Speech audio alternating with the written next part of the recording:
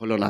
চলুন বাবা জীবন, আশা রাখছি আপনার মা বোনেরা, বাবা জীবন ভাইয়েরা ঈদগাহার জন্য একের পর এক অর্থ আপনারা দিতে থাকবেন। চলুন আলোচনা শোনাই। বিশ্ব নবীর জামানায় এই বাশার নামে একজন ব্যক্তি, আল্লাহর রাসূলের সাহাবী, একজন ইহুদির সঙ্গে তলোয়ার নিয়ে বা জামিন নিয়ে ঝামেলা হয়ে যায়। এই ইহুদি এই মুসলমানটিকে বলে চলো আমরা নবীর কাছে চলে যাই, যাওয়ার পরে আমাদের সমস্যার সমাধান করে নি, আমাদের ঝামেলাটাকে মিটিয়ে নি। কিন্তু আপনার ওই বাশার নামে মুসলমান, এই মুসলমানটি বলে শোনো, এই মদিনার জমিনে ইহুদিদের একজন বড় আলিম রয়েছে, পাদ্রী রয়েছে, অনেক শিক্ষিত ব্যক্তি, তার ভিতরে একজন অন্যতম, যার নাম হলো কাব বিন আশরাফ। এই কাব বিন আশরাফের কাছে চলে যাব, যাওয়ার পর তার কাছে আমরা সমস্যার সমাধান করে নেব। কিন্তু বাবা ইহুদিটা বলে না না না, আমি হলাম একজন ইহুদি, আমি ইহুদির কাছে ফয়সালার জন্য যাব না। মুসলমানটা বলছে যে আমি নবীর কাছে যাব না, আমি ওই ইহুদির কাছে যাব। ইহুদিটা বলে শোনো, আজকে বিশ্ব নবী জনাবে মুহাম্মদুর রাসূলুল্লাহ সাল্লাল্লাহু তাআলা আলাইহি ওয়াসাল্লাম, ইনি হলেন একজন সত্য রাসূল, ইনি হলেন একজন সত্য মানব, যার মধ্যে কোনো রকমের খাত নাই, যার মধ্যে কোনো রকমের দোষ ত্রুটি নাই। ইনি হলেন এমন একজন ব্যক্তিত্ব যার মধ্যে কোনো ভুল নাই, এমন একজন ব্যক্তিত্ব এই পৃথিবীর জমিনে এমন কোন মা এমন কোন সন্তানের জন্ম দিতে পারে নাই যে সন্তানটি নবীর সঙ্গে সমতুল্য হবে। অর্থাৎ ইহুদিটা বলে শোনো, এই ফয়সালা করার জন্য ইহুদের কাছে যাব না, চলো চলো আমরা নবীর দরবারে চলে যাব। বিশ্ব রাসূল সাল্লাল্লাহু তাআলা আলাইহি ওয়াসাল্লামের কাছে বাবা চলে গেল। একজন মুসলমান, অপরজন ইহুদি। আল্লাহর রাসূলকে বর্ণনা শোনানো হলো। আল্লাহর নবী সাল্লাল্লাহু তাআলা আলাইহি ওয়াসাল্লাম বিচারের রায়টা ঘোষণা করলেন, কিন্তু রায়টা চলে গেল ইহুদির পক্ষে। কার পক্ষে গেল? আর ওই বাশার নামে মুসলমান সে যে ছিল, ও ছিল পাকা মুনাফিক, ওর বিপক্ষে চলে গেল। হ্যাঁ, তখন সঙ্গে সঙ্গে রাসূল পাক সাল্লাল্লাহু আলাইহি সাল্লাম ফয়সালা দিয়ে দেওয়ার পর রাসূলের দরবার থেকে বেরিয়ে এসে ওই মুসলমানটা বলছে যে আমি নবীর ফয়সালাকে মানব না। নাউযুবিল্লাহি মিন জালিক। কার ফয়সালাকে মানবে না? একটু জোরে বলুন না। নবীর ফয়সালাকে মানবেন। আমাদের সমাজে এরকম ইচড় পাকা লোক আছে না নাই? নিজে ভুল করেছে, যত রকমের দোষ ত্রুটি মাথা থেকে পা পর্যন্ত ওর মধ্যে আছে, কিন্তু সামাজিক ভাবে যখন বিচার করা হয়, ওকে যখন বলা হয় যে তুমি একটা সহি করো যে তুমি বিচারটাকে মানবে কিনা, সহি স্বাক্ষর করিয়ে নিয়ে জুড়িতে গিয়ে যেটা ফয়সালা হবে সেটা প্রকাশ করা হবে। সমস্ত কিছু করে দিয়ে যখন আপনার জুড়িতে গিয়ে ফয়সালাটা প্রকাশ করা হলো, তো লাস্টে বলছে বিচার আমি মানি না। এরকম ইচড় পাকা লোক আছে না নাই? একটু জোরে বলুন না। এই পাহাড়পুর গ্রামে নাইমার গোবরাতে আছে, এখানেও আছে। আচ্ছা যাক, আমি মনে করছি এই ব্যাধিটা আমার গোবরাতেই আছে শুধু, এখানেও তাহলে আছে। যাক, আল্লাহ সবকে হেফাজত করুক, সকলে বলি আল্লাহুম্মা আমিন। তো এই নবীর দরবার থেকে বেরিয়ে এসে এই বাশার নামী ব্যক্তিটা বলল যে নবীর ফয়সালাকে আমি মানি না। আচ্ছা, নবীর ফয়সালাকে কেউ যদি না মানে তাহলে নবীকে সে অপমান করলো নাকি সম্মান করলো? একটু জোরে বলুন না। অপমান করলো। যে নবী সম্পর্কে কোরআন বলল মা আতাকুমুর রাসূলু ফাখুযুহু ওয়া মা নাহাকুম আনহু ফান্তাহু। কোরআন বলে রাসূল যেটা দেয় সেটাকে তোমরা গ্রহণ করে নাও, রাসূল যেটা থেকে তোমাদেরকে নিষেধ করে তা থেকে তোমরা বিরত থাকো। জোরে বলি সুবহানাল্লাহ। এ রাসূল পাক সাল্লাল্লাহু আলাইহি সাল্লামকে আল্লাহ রাব্বুল আলামিন শরীয়তের খুঁটি করে, শরীয়তের ল করে, শরীয়তের বিধান করে, আইন প্রণেতা করে রাসূল পাক সাল্লাল্লাহু আলাইহি সাল্লামকে এই পৃথিবীর জমিনে পাঠিয়েছেন। জোরে বলি সুবহানাল্লাহ। নবীজি আমার যেটা বলে দিয়েছেন সেটাই হলো শরীয়তের বিধান। জোরে বলি সুবহানাল্লাহ। তো এই নবীকে ও মুনাফিক বলছে যে নবীর ফয়সালাকে আমি মানি না। চলুন রমাদানুল মুবারক মাসের একটি হাদিস আপনাদেরকে শোনাই, বুখারী শরীফ 2310 নম্বর হাদিস। আজকে বাবা জীবন চলুন হযরত আবু হুরায়রা রাদিয়াল্লাহু তাআলা আনহু বলছেন যে আমি নবীর দরবারে বসা, হাদিসের রাবী হযরত আবু হুরায়রা রাদিয়াল্লাহু তাআলা আনহু, উনি বলছেন যে আমরা নবীর দরবারে বসা, একজন ব্যক্তি আসলো, আসার পরে বলছেন হালাকতু ইয়া রাসূলুল্লাহ, হালাকতু ইয়া রাসূলুল্লাহ। ওই ব্যক্তিটা এসে নবী মুস্তাফাকে বলছেন ইয়া রাসূলুল্লাহ, ইয়া হাবিবাল্লাহ, নবী গো আমি ধ্বংস হয়ে গিয়েছি, আমি ধ্বংস হয়ে গিয়েছি। আল্লাহ রাসূল সাল্লাল্লাহু আলাইহি সাল্লাম বলল তোমার কি হয়েছে, তুমি কোন দিকে ধ্বংস হয়ে গিয়েছো? তো ওই ব্যক্তিটা বলল ইয়া রাসূলুল্লাহ, ইয়া হাবিবাল্লাহ, নবী গো আমি রোজা রাখা অবস্থায় আমার বিবির সঙ্গে আমি এক বিছানাতে হয়ে গিয়েছি। আচ্ছা, রোজা কাকে বলা হয়? রোজার সংজ্ঞা কি জানেন? রোজা তো চলে গেল নাকি? রোজা আমাদের থেকে বিদায় নিয়েছে, তাই না? রোজা আমাদের থেকে বিদায় নিয়েছে না রোজা থেকে আমরা বিদায় নিয়েছি? কোনটা? একটু জোরে বলুন। রোজা থেকে আমরা বিদায় নিয়েছি, এটাই হলো সঠিক। অনেকেই বলে যে রমজান বিদায় নিল, রোজা বিদায় নিল, আমরা সেটা ভুল কথা। কেমন করে? রমজান বিদায় নেয়নি, 11 মাস পর শাবানের পর দুনিয়া যদি থাকে, শর্ত হলো তো রমজান আবার আসবে, কিন্তু আপনার আমার জীবনের কোনো গ্যারান্টি নাই যে আবার রোজা আমরা পাবো। তাহলে রমজান থেকে আমরা বিদায় নিয়েছি, রমজান আমাদের থেকে বিদায় নেয়নি। কথা বুঝতে পারলেন? তাহলে রমজানের গ্যারান্টি আছে আবার আসবে, কিন্তু আপনার আমার কোনো গ্যারান্টি নাই। এর জন্য আমি বলি যে রমজান আমাদের থেকে বিদায় নেয়নি, রমজান থেকে আমরা বিদায় নিয়েছি। বাবা জীবন চলন, আল্লাহর নবী বললেন, বলে শোনো তোমার বিবির সঙ্গে মিলামিশা হয়ে গিয়েছে? বলে হ্যাঁ। বাবা জীবন শরীয়তের বিধান হলো রোজা কাকে বলা হয়? সুবহে সাদিক থেকে নিয়ে সূর্যাস্ত পর্যন্ত সময়, এই সময়ের মধ্যে সমস্ত রকমের পানাহার, বিবির সঙ্গে মিলিত হওয়া থেকে বিরত থাকা, এর নাম হলো রোজা। এর নাম হলো কি? রোজা।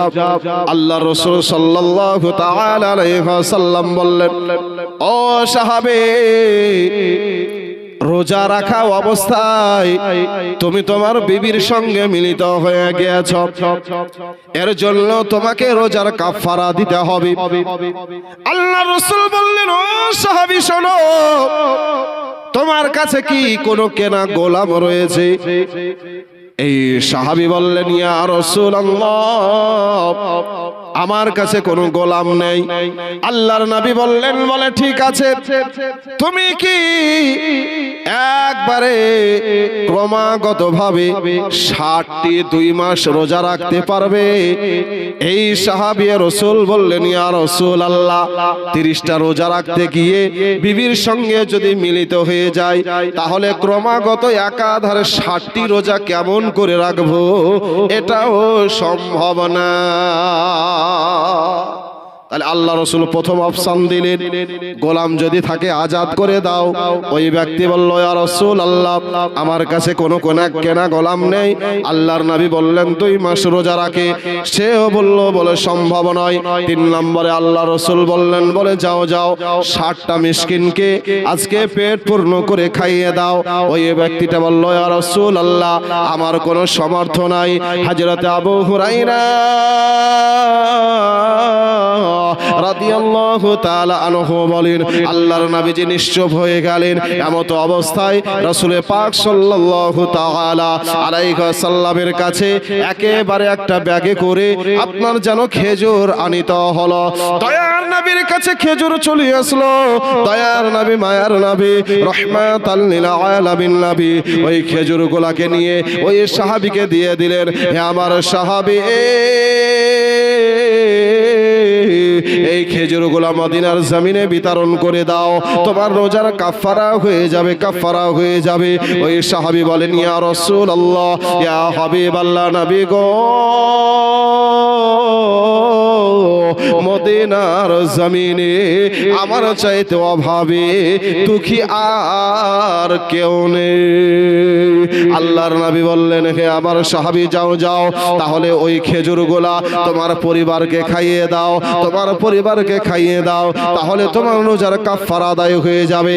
বাবা জীবন যেই কথা বলতেছিলাম, ও নবী মুস্তাফা, যে পয়গম্বরে আযম আজকে বাবা রোজার কাফারাকে নিজের বিবিকে খেজুর খাইয়ে তার রোজার কাফারা আদায় করে দিতে পারে, আজকে বাবা জীবন এর জন্য কোরআন জানিয়ে দিয়েছে, আমার রাসূল যেটা দেয় সেটাকে তোমরা গ্রহণ করে নাও, আমার রাসূল যা থেকে নিষেধ করে তা থেকে তোমরা বিরত থাকো। আল্লাহ রাব্বুল আলামিন বিশ্ব নবীকে আমাদের মাঝখানে দিয়েছেন পূর্ণ 30 পারা কোরআনকে বোঝানোর জন্য। কি বোঝানোর জন্য? কোরআন হচ্ছে থিওরিক্যাল আর আপনার আমার নবী হলো প্র্যাকটিক্যাল। কেউ যদি 30 পারা কোরআনকে বুঝতে চায়, সে যেন রাসূল পাক সাল্লাল্লাহু তাআলা আলাইহি ওয়াসাল্লামের 63 বছরের জীবনীটাকে পুঙ্খানুপুঙ্খানুভাবে বুঝে নাই, তাহলে সে কোরআন বুঝে নিল। আর দয়ালো নবী প্রেমের ছবি আর আসবে না জগতে, আমার দয়ালো নবী প্রেমের ছবি আর আসবে না জগতে।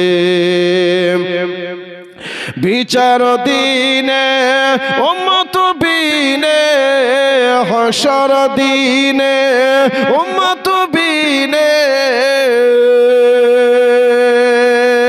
যাবে না নবীজি বেহেশতে, দয়ালো নবী প্রেমের ছবি আর আসবে না জগতে, আমার দয়ালো নবী প্রেমের ছবি আর আসবে না জগতে। 63 সাল জিন্দগি কাঁদছে বলে উম্মতি, 63 সাল জিন্দগি কাঁদছে বলে উম্মতি, এখনো কেঁদে যাই না বিশুয়ে মদিনাতে, দয়ালো নবী প্রেমের ছবি আর আসবে না জগতে, আমার দয়ালো নবী প্রেমের ছবি আর আসবে না জগতে। আল্লাহুম্মা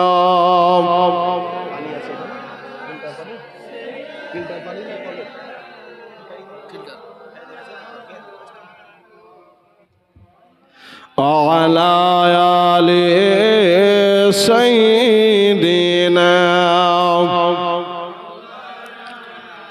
জিকির লা ইলাহা ইল্লাল্লাহ, লা ইলাহা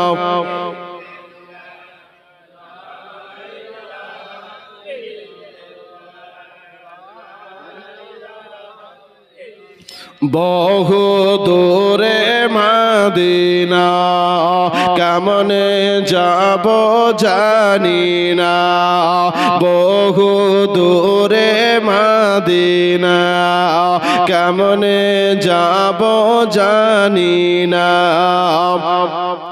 দয়ার আল্লাহ দয়া করো, দয়ার মাওলা দয়া করো, পোরাও মনের বাসনা, লা ইলাহা ইল্লাল্লাহ, লা ইলাহা লা ইলাহা। যার দিলে আছে আল্লাহর ভয়, আল্লাহ আল্লাহ সব সময়, যার দিলে আছে আল্লাহর ভয়, আল্লাহ আল্লাহ সব সময়। দুনিয়াদারি ভালো লাগে না, দুনিয়াদারি ভালো লাগে না, ভালো লাগে যে ইল্লাল্লাহ, লা ইলাহা ইল্লাল্লাহ, লা ইলাহা ইল্লাল্লাহু মুহাম্মাদুর রাসূলুল্লাহ সাল্লাল্লাহু তাআলা আলাইহি ওয়াসাল্লাম। প্যারে হাজিরিন, তাহলে যে আলোচনা রাখতেছিলাম, ইহুদি আর বাশার নামী মুনাফিক নবীর দরবার থেকে বেরিয়ে আসলো। এই মুসলমান নবম মুনাফিকটি বলে আমি রাসূলের ফায়সালা মানি না। কার ফায়সালা মানে না? একটু জোরে বলুন। রাসূলের ফায়সালা মানি না। ইহুদি বলে ভাই, রাসূলের ফায়সালা যদি না মানো তাহলে বলো তুমি কার ফায়সালা মানো, আমি তার কাছেই যাব, কিন্তু সমস্যার সমাধান করব। এই ইহুদিটা বলে শোনো, এই ফায়সালাটাকে নিয়ে ওই নবীর একজন সাহাবী আছে যার নাম হলো হযরতে ওমর। কি নাম বললাম বাবা? হযরতে ওমর। যে ওমর সম্পর্কে আল্লাহর নবী বলেন, ইন্নাল্লাহা জাআলাল হাক্কা আলা লিসানি ওমর। আল্লাহর তাআলার রাসূল বলছেন, আনা খাতাবান নাবিয়্যিন লা নাবিয়্যা বা'দি।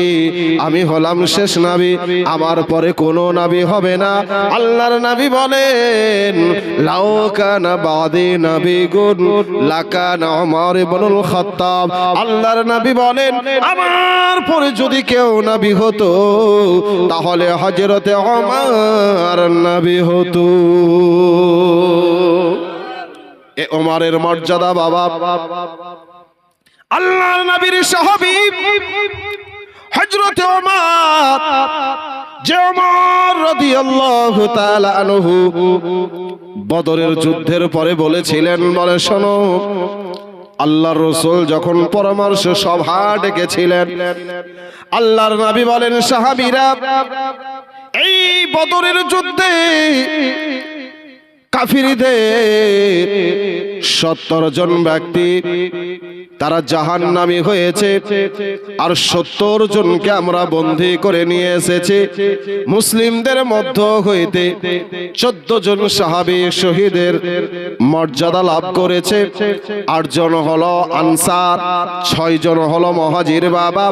যেই মদিনাতুল মুনাওয়ারা থেকে বদরের প্রান্তর হলো 170 কিলোমিটার রাস্তা। কতটা বললাম? 170 কিলোমিটার রাস্তা। আবু জাহাল সহ 70 জন কাফিরকে একই গাড্ডাতে ফেলা আছে।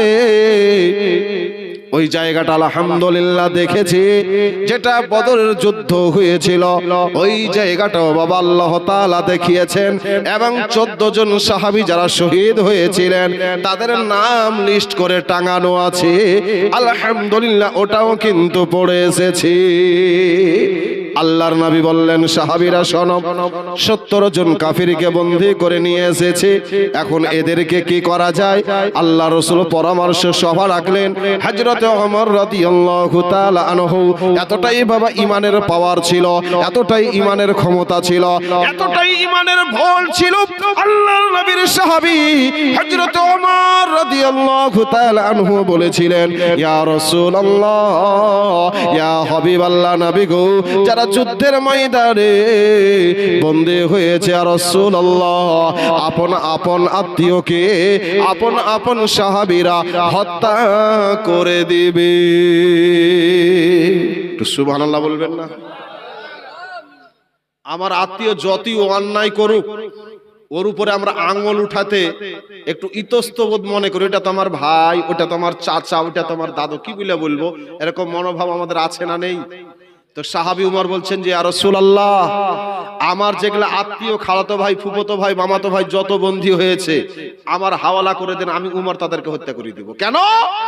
নবীর সাহাবী বলছেন যে আজকে আমি ওমর কালেমা পড়ে নিয়েছি, আমি আল্লাহর দলে আছি, উলাইকা হিজবুল্লাহ উলাইকা হুমুল মুফলিহুন, আমি আল্লাহর দলে আছি, সফলতার দলে আছি, আমি নবীকে মেনে নিয়েছি, কোরআনকে মেনে নিয়েছি, হাদিসকে মেনে নিয়েছি।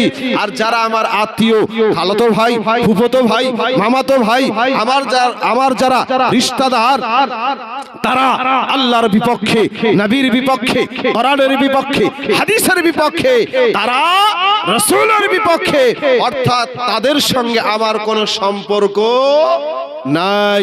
ইয়া রাসূলুল্লাহ, আপনি শুধু একবার অর্ডার দিয়ে দেন, আমার আত্মীয়গুলোকে আমি একাই সবকে জাহান্নামে পাঠিয়ে দিব।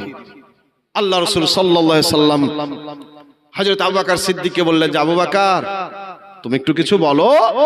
আবু বকর সিদ্দিক রাদিয়াল্লাহু তাআলা আনহু নরম মেজাজের সাহাবী ছিলেন, একবারে রাসূল পাক সাল্লাল্লাহু আলাইহি সাল্লামের খুব নরম নাজুক সাহাবী, নরম দিলের মানুষ হযরত আবু বকর সিদ্দিক রাদিয়াল্লাহু তাআলা আনহু একবারে আপনার গভীর চিন্তিত মানুষ সাহাবী ছিলেন। হযরত আবু বকর সিদ্দিক বললেন ইয়া রাসূলুল্লাহ, ইয়া হাবিবাল্লাহ, নবী গো, ইসলামিক এর প্রাথমিক অবস্থা যুদ্ধের, হুজুর আমাদের যুদ্ধের সরঞ্জাম নেই, এদের কাছ থেকে মুক্তিপণ নিয়ে যদি এদেরকে ছেড়ে দেওয়া হয়, তাহলে এরা যদি নিজের ভুলটা বুঝতে পারে, তাহলে এক পরবর্তীতে কালেমা পড়ে মুসলমান হয়ে যাবে, আর দুই আমাদের এই এদের মুক্তিপণ দিয়ে এই যে অর্থগুলো আমাদের জোগান হবে, এই অর্থ দিয়ে আমাদের যুদ্ধের জন্য সামান অস্ত্র ক্রয় করা হবে। জোরে বলি সুবহানাল্লাহ। তা আল্লাহ রাসূল সাল্লাল্লাহু আলাইহি সাল্লাম বললেন আবু বকর তুমি যেটা বলেছো এটাই মহান আল্লাহ তাআলার মত, জিবরাইল আমাকে জানিয়ে দিয়েছে, অর্থাৎ যে 70 জন কাফিররা বন্দী হয়েছে, আমি রাসূলুল্লাহ তাদের জন্য ফয়সালা গ্রহণ করে নিলাম যে তাদের কাছ থেকে কিছু অর্থ নিয়ে তাদেরকে আমি মুক্তি করে দেব। জোরে বলি সুবহানাল্লাহ। আজকে আপনার বোঝাতে চাইছিলাম হযরত ওমরের কথা, যে হযরত ওমর রাদিয়াল্লাহু তাআলা আনহু উনি কাউরির কোনো খাতির করেন না। তো সেই ওমরের কাছে যাব, এই মুসলমানটা বলছে, কে বলছে? মুসলমানটা বলছে যে বিচারটা কার কাছে নিয়ে যাব? ওমর রাদিয়াল্লাহু তাআলা আনহু তিনার কাছে চলে যাব, তিনার কাছে ফয়সালা হয়ে যাবে। এইদিকে আপনার ইহুদি বলল কোনো অসুবিধা নাই, চলো চলো। দুইজন হযরতে ওমর রাদিয়াল্লাহু তাআলা আনহু তিনার দরবারে চলে গেল। আল্লাহর নবীর সাহাবী হযরতে ওমর রাদিয়াল্লাহু তাআলা আনহু তিনার কাছে যাওয়ার পরে বললেন, হে নবীর সাহাবী হযরতে ওমর, আপনার নিকটে এসেছি, একটা সমস্যার সমাধান নিয়ে এসেছি। কিন্তু আপনার ইহুদিটা বলতে লাগলো, হে নবীর সাহাবী, আপনার কাছে আসার পূর্বে বিশ্ব নবী জনাবে মুহাম্মদুর রাসূলুল্লাহ সাল্লাল্লাহু তাআলা আলাইহি ওয়াসাল্লামের কাছে গিয়েছিলাম, কিন্তু আপনার ইহুদি বলল, হুজুর নবীজির ফয়সালাকে আমি মেনে নিয়েছি, এই মুসলমানটা মানে নাই। আজকে আপনাকে বিচারক মেনে নিয়ে আপনার কাছে ফয়সালা করার জন্য এসেছি। হযরতে ওমর রাদিয়াল্লাহু তাআলা আনহু বলে শোনো, এই জায়গাতে একটু অপেক্ষা করে যাও, তোমাদের ওই বিচারের ফয়সালা হয়ে যাবে। নবীর সাহাবী হযরতে ওমর রাদিয়াল্লাহু তাআলা আনহু বাবা ওই ঘরে চলে গেলেন। যাওয়ার পরে একখানা তলোয়ার বের করে নিয়ে আসলেন। আসার পরে সঙ্গে সঙ্গে যেন ওই যে মুসলমান নিজেকে দাবি করেছিল, যার নাম ছিল বাশার, ওই ব্যক্তিটার গলাতে সঙ্গে সঙ্গে তলোয়ার চালিয়ে দিয়ে তাকে যেন হত্যা করে দিল। নবীর সাহাবী আজকে আপনারা বিচার করে দিল যে নবীর ফয়সালাকে মানে না, তার বেঁচে থাকার অধিকার দুনিয়ার জমিনে নাই। হযরত ওমর রাদিয়াল্লাহু তাআলা আনহু নবীকে অপমান করে সহ্য করতে পারে নাই রে বাবা। এইদিকে হযরত ওমর রাদিয়াল্লাহু তাআলা আনহু উনি যখন আপনার কি করলেন, ওই মুনাফিকটাকে যখন হত্যা করে দিলেন, তার যারা আত্মীয় স্বজন ছিল, আরো যারা মুনাফিক ছিল, সকলেই নবীজির দরবারে চলে গেল। ইয়া রাসূলুল্লাহ, ইয়া হাবিবাল্লাহ, নবী গো, আপনার সাহাবী হযরত ওমর একজন মুমিন মুসলমানকে হত্যা করে দিয়েছে। সুবহানাল্লাহ, নারে তাকবীর। নারায়ে তাকবীর, আল্লাহু আকবার। নারায়ে রিসালাত, ইয়া রাসূলুল্লাহ। মাসলাকে আলা হযরত, জিন্দাবাদ। মাসলাকে আলা হযরত, জিন্দাবাদ। উলামায়ে আহলে সুন্নাত, জিন্দাবাদ। জীবনী বক্তা হাফেজ কারি মিজানুর রহমান রেজভী সাহেব, নারায়ে তাকবীর, আল্লাহু নারায়ে আকবার। রিসালাত, মাসলাকে আলা হযরত। জিন্দাবাদ। তো বাবা ইমানের পাওয়ার দেখেছেন, আর আমাদের ইমানি পাওয়ারটা কেমন বলেন তো? ঠিক রমজান মাসে ইফতার খোলার পূর্বক্ষণে যেমন একবারে লো ব্যাটারি হয়ে যায়, কথা বুঝতে পারছেন না? রমজান মাসে আসরের পর মাগরিবের পূর্বে একদম যখন আমাদের লো হয়ে যায়, মানে গলা শুকিয়ে যায়, ভিতর শুকিয়ে যায়, খাবার থাকে না, মনে হচ্ছে জানি চলে না। আবার ঝগড়ার বেলা থেকে আছে খুবই মরদ, আছে না নাই? সালার বেটা সালা বলে কুদ্দে আপনার কলার ধরিলে, এরকম লোক আছে না নাই? আর ভালো কাজের কথা বেরোয় না, আছে না নেই বাবা? আছে। তা আমরা মুসলিম, আমাদের আপনার কেমন পাওয়ার জানেন তো? এই রমজান মাসে যেমন ইফতারের পূর্বক্ষণে যেমন আমাদের দেহের ক্ষমতা, তা আমার মনে হয় যে তার চাইতে আমাদের ইমানের পাওয়ারটা খুবই কম। কথা ঠিক নাকি ভুল? আপনারা রাগ করছেন নাকি? আপনাদেরকে বলছি না গো, আমার এলাকার লোককে বলছি। আব্বাজি এবং ভাইরা ও মা বোনেরা, আল্লাহর নবী বললেন, বলে শোনো আমার সাহাবী ওমর কখনো কোনো মুমিনকে হত্যা করতে পারে না, কখনো কোনো মুসলমানকে হত্যা করতে পারে না। এরা বলল, হুজুর না না না, আপনার সাহাবী মুসলমানকে হত্যা করে দিয়েছে, আপনার সাহাবী ওই মুমিনকে হত্যা করে দিয়েছে। এরা রাসূলের দরবারে বলল, ইয়া রাসূলুল্লাহ, ইয়া হাবিবাল্লাহ, নবী গো, হযরত ওমর মুমিনকে হত্যা করে দিয়েছে, মুসলমানকে হত্যা করে দিয়েছে, এর জন্য আমরাও কিসাস চাইছি, এর জন্য আমরাও বদলা চাইছি, এর জন্য হযরত ওমরকেও যেন হত্যা করে দেওয়া হয়। মহান আল্লাহ তাআলা সূরা বাকারার 178 নম্বর আয়াতে আল্লাহ তাআলা জানিয়ে দিয়েছেন, ইয়া আইয়ুহাল্লাযীনা আমানু কুতিবা আলাইকুমুল কিসাসু ফিল কতলা, আল হুররু বিল হুররি ওয়াল আবদু বিল আবদি ওয়াল উনসা বিল উনসা ফামান উফিয়া লাহু মিন আখিহি। রব্বুল আলামিন জানিয়ে দিয়েছেন, হে মুসলমান তোমরা শুনে নাও, আমি আল্লাহ তোমাদের জন্য বৈধ করে দিলাম, কেউ যদি কাউকে হত্যা করে আল্লাহ তাআলা বলছেন তার বদলে তাকেও তুমি হত্যা করো। আজকে পুরুষের বদলে পুরুষ, মহিলার বদলে মহিলা, আজকে গোলামের বদলে গোলাম, স্বাধীনের বদলে স্বাধীন।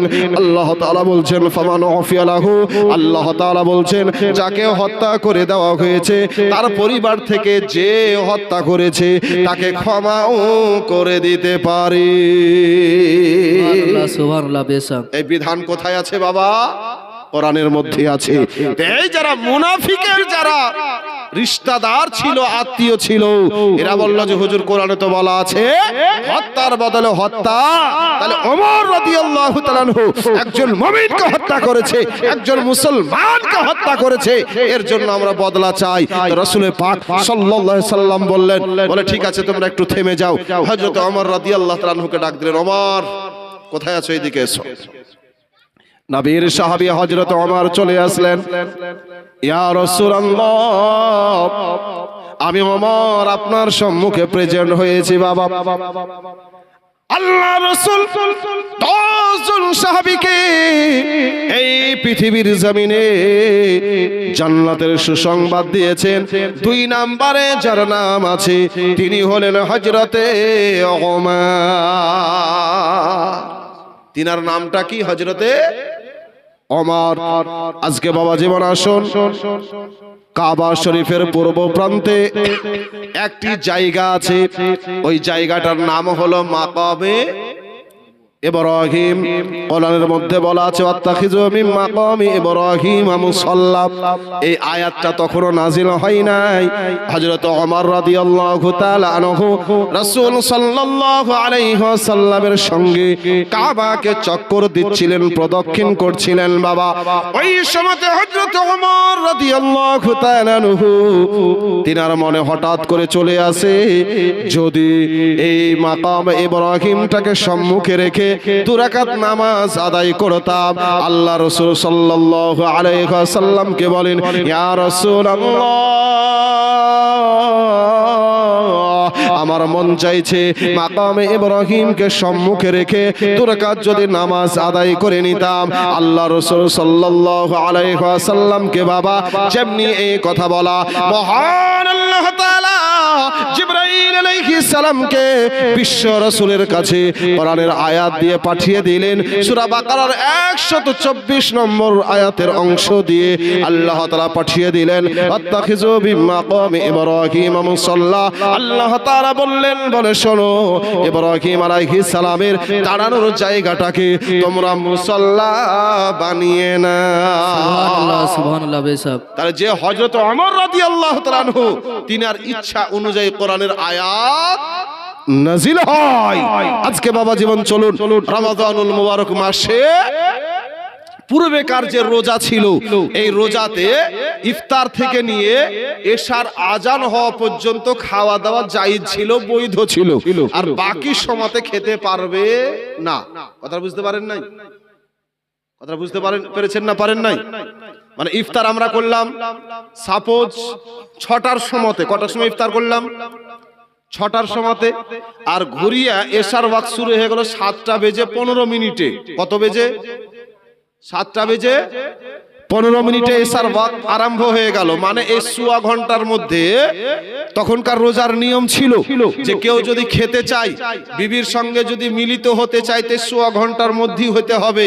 আর এই যে সোয়া ঘন্টা, এর মধ্যে ইফতার আর এর মধ্যে সেহরি, অন্য কোনো টাইম বরাদ্দ করা ছিল না। তো তখনকার রোজা কি খুব সহজ ছিল নাকি কঠিন ছিল?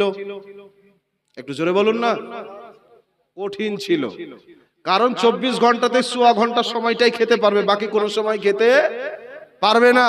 আর আমরা এখন ইফতারে খাচ্ছি, তারা ইফতার করে নামাজ পড়ে আবার খাচ্ছি, তারাবির নামাজ পড়ে আবার খাচ্ছি। আল্লাহ বলছেন যে এই বান্দা বান্দি সুবে সাদিকের আগে আবার তোমরা খাও, দিয়া তারপর তোমরা রোজা রাখো। সুম্মা আতিমুস সিয়ামা ইলাল লাইল ওয়ালা তুবাশিরুহুন্না ওয়া আকিফুনা ফিল মাসাজিদ। যাই হোক, তো হযরত ওমর রাদিয়াল্লাহু তাআলা আনহু উনি আল্লাহর রাসূলের দরবারে উপবিষ্ট হলেন। ইয়া রাসূলুল্লাহ, ইয়া হাবিবাল্লাহ, তারাবিহের নামাজের পর আমার বিবির কাছে গেলাম, তো বিবির কাছ থেকে এত সুন্দর একটা সুগন্ধি আসলো, তো আমি বিবিকে গিয়ে জড়িয়ে ধরলাম। আর যেমনি বিবিকে জড়িয়ে ধরে নাও, ইয়া রাসূলুল্লাহ, ইয়া হাবিবাল্লাহ, রোজা অবস্থায় আমার বিবির সাথে আমি মিলিত হয়ে গেছি ইয়া রাসূলুল্লাহ। তো এর জন্য আমার উপর কি শাস্তি বা সাজা হবে হুজুর আপনি একটু বলে দেন, আমি সেটা করতে রাজি আছি। সাহাবীদের দেখুন চরিত্র, সাহাবীদের ব্যবহার। আজকে আমরা মুসলমান গুনাহ করি, করে আবার অস্বীকার করি। আর সাহাবীদের মধ্যে ভুলবশত যদি কোন রকম ভাবে কিছু হয়ে যায়, তারা আজকে মনে স্থির থাকতে পারে না, সঙ্গে সঙ্গে রাসূলের দরবার প্রেজেন্ট হয়ে গিয়ে বলে, ইয়া রাসূলুল্লাহ, ইয়া হাবিবাল্লাহ, নবী গো, এটা আমি করে ফেলেছি, এর জন্য কি বিধান হবে আপনি বলে দিন।